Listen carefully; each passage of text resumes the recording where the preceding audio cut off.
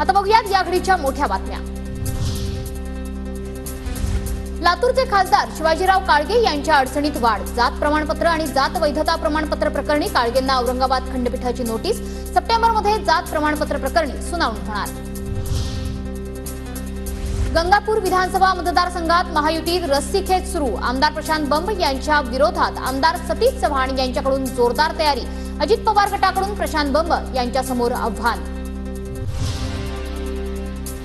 अजित पवार गटाचे शेखर निकम चिपळूण विधानसभा मतदारसंघातून आग्रही। महायुतीमधून मला संधी दिली तर आपला विजय नक्की, शेखर निकम यांचा दावा।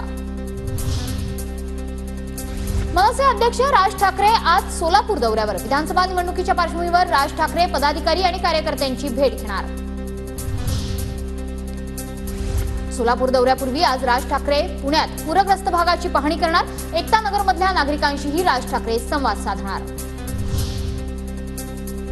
मुख्यमंत्री एकनाथ शिंदे 20 ऑगस्टला रत्नागिरी जिल्ह्याच्या दौऱ्यावर। लाडकी बहीण योजनेचा आढावा घेण्यासाठी मुख्यमंत्र्यांचा रत्नागिरी दौरा। पालकमंत्री उदय सामंत यांची माहिती। पोलिसांच्या माहितीनुसार पूजा खेडकर भारतातच। पूजानं सादर केलेल्या कागदपत्रांबद्दलची माहिती मिळताच पोलीस चौकशीसाठी बोलवणार, सूत्रांची माहिती। भारताचा युवा बॅडमिंटनपटू लक्ष्य सेनचा आज सेमीफायनल सामना। डेन्मार्कच्या ॲक्सेलसन याचे लक्ष्य सेन समोर आव्हान असणार।